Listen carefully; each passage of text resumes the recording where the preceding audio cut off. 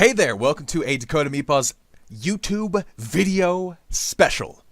In this video, we are atoning for our sins. For in the last video, we sold a bunch of champion shards and unlocked a champion that did not jive with our vibe, in the form of Trundle. So what we've done is we've sold the remainder of our champion shards, and we have purchased Illaoi.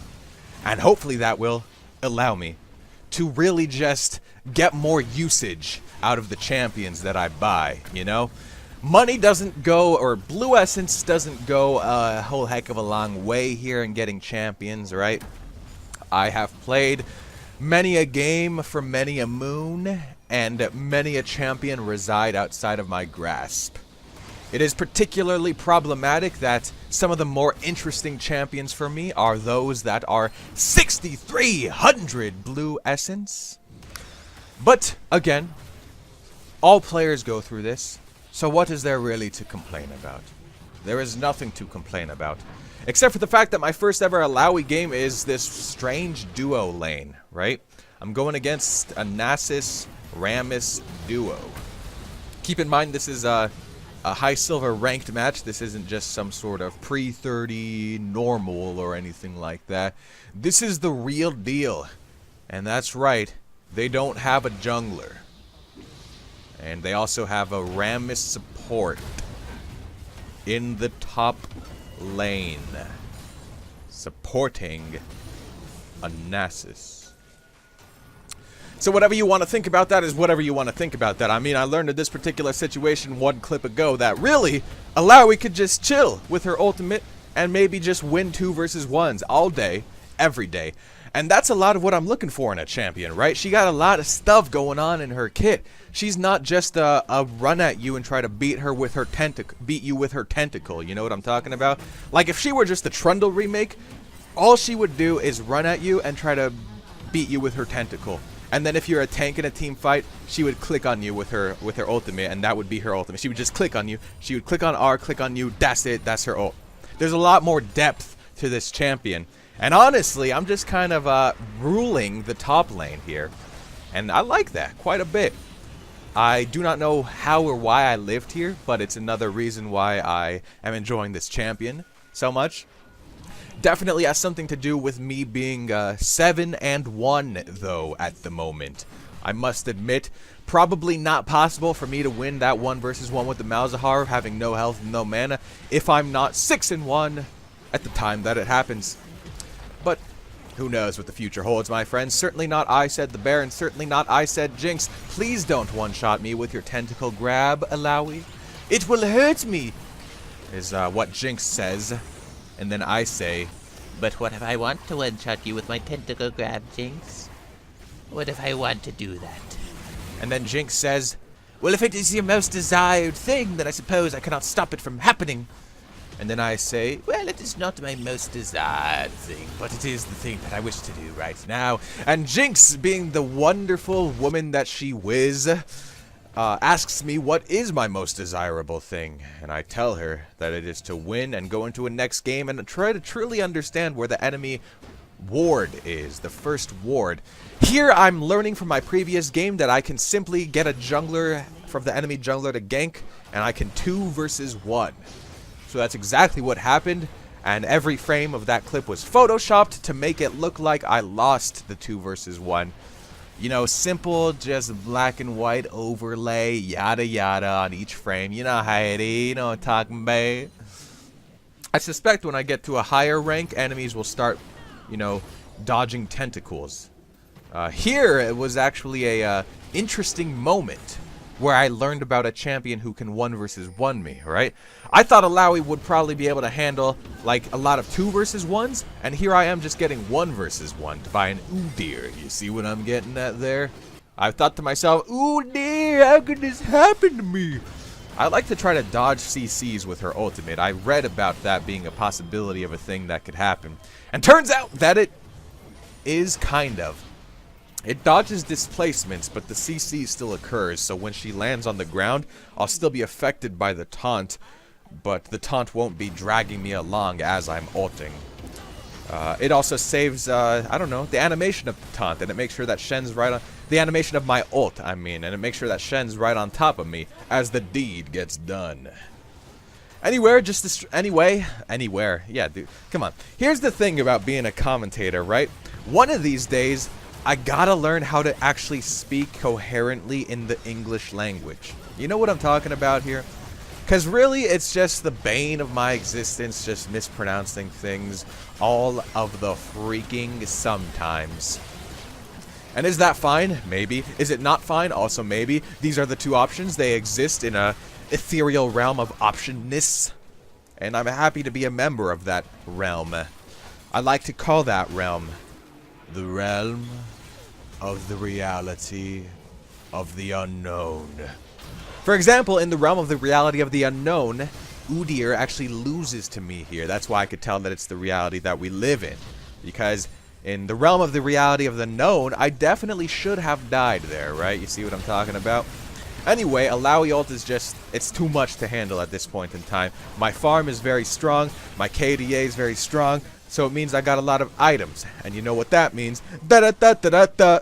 The enemy is getting a lot of deaths, based on my just sheer and utter tentacle-filled power and prowess. And I'm fine with that. Why would I not be fine with that? After all, I'm the Illaoi player in the match. So what's the big deal anyway, really, when you think about it? Nothing is the big deal. And is that a good thing? Sure! Why not? Is it a bad thing, though? Sure! Why not? I learned in a singing lesson many a moon ago that, like, if you practice it enough, like a singer is able to go from low notes to high notes and high notes to low notes in like the ooh without the little break in the middle. Like they have a mastery of the full control of the range of the smooth transition between the two between the lowest and the highest note in their vocal range. And to me that's an impressive capacity. You could hear it in a you hear that little drop where there's a bunch of like a range of notes that is just missing. Yeah, apparently vocalists can control that. You know what I'm talking about? I've ranted about this before, but who decided to put STS together in a word, dude? Vocalists. Come on. Nobody wants to pronounce that ever. Vocalists. Listen, that's not a fun word to pronounce. I learned in this pantheon. I should just go off on sort of a tangent here where I actually talk about the game. I learned in this Pantheon matchup against Illaoi that when he blocks, like he can block autos, right? But when he blocks an auto based on my W, like a W auto, that does not trigger my tentacles to smash down on him. But you know what? I'm cool. I'm cool with that. You know, why would I not be cool with that? That is part of how the game works, you know? I'm here to learn how the game works, not to judge how the game works, right? I come to thee as a player of the League of Legends match game experience of joy and lifestyle and happiness. You might think that I W'd him there and then the tentacle smash down. No, no, no. That was a tentacle smash from the vessel enchantment that I dislodged onto his noggin not but 1 moon ago. Lee Sin gets launched into a wall, but that's probably where he resides. To this very day, if you know what I'm talking about. I used the vision of my tentacle being taken down to understand where Pantheon is, and that allowed me to destroy him with a vessel improvement location destruction technique. And then I sort of charge at him with my stuff and then just kill him. Which, hey, listen, charging at them with my stuff and killing them, you might think, doesn't that sound a little bit like Trundle? Isn't that what you wanted to avoid with this new champion? And I would tell you that, yes, that is what I wanted to avoid, but that's just one of her possible strategies, okay? To clarify, that's Trundle's only strategy, right? Run at them and use your stuff and try to kill them. That's Trundle's only thing. That's what he do, that's what he be, and that's what he does. But Illaoi has a lot more to her than that. She can also do that, but she's got a lot more complexity. Like, check this out, right? Can Trundle do this? That is the question you gotta ask yourself while watching this clip, okay? Short answer, no. Long answer, no. The only thing Trundle would do is run at Diana and try to reach her so that he could hit her with his ice club. And also maybe he would ult her. The end of Trundle's entire versatility. That's all there is, folks. Have a good day. I guess also he could have tried to run away from Diana and use a pillar to run away. But, you know, maybe that's the 2 dimensions that we're talking about here with the Trundle. As opposed to Illaoi, who's much more dimensional. You know what I'm talking about? That's, after all, what it really is all about, right? It's all about, you know, we live in the 3rd dimension, but can we play a champion who resides within the 4th dimension? Vayne sort of tumbles into a tentacle smash there. I have no complaints about that. You know what I'm talking about? Because it's an enemy Vayne and an ally Illaoi. So that's good for us, is what I'm getting at there. That's why I got no problems about it. No qualms, you know? No issues, you know? No magazine subscriptions. It don't matter to me, because it don't matter to be what I don't matter to see with my very own eyes. Even though eyes are, you know, they're pretty cool things. You know what I'm talking about? Also pretty cool, ice cubes. You see what I'm getting at? Literally, like, they're cold, dude. They're ice cubes. Alright. That was a fun little moment in the Dakota Meatballs YouTube channel experience history. I'm glad that you were here to experience it with me.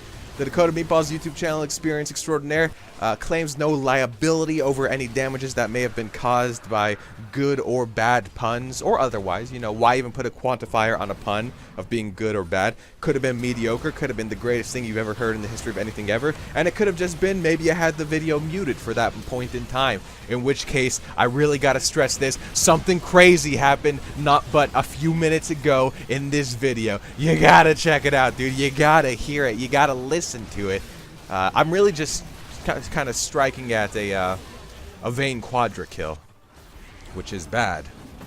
B to the ad. B to the AD, right? ADC. That's what you could call it, dude. When your ADC is bad, skip the middleman. Be a little bit more subtle about it and just say bad. Because it describes an AD in part of the word, right? Save some words, you know what I'm talking about? In the existence of a human or anything that can speak, the amount that they speak is limited in their lifetime, right? It's like when you type. If you only type a certain amount of letters in your existence, right?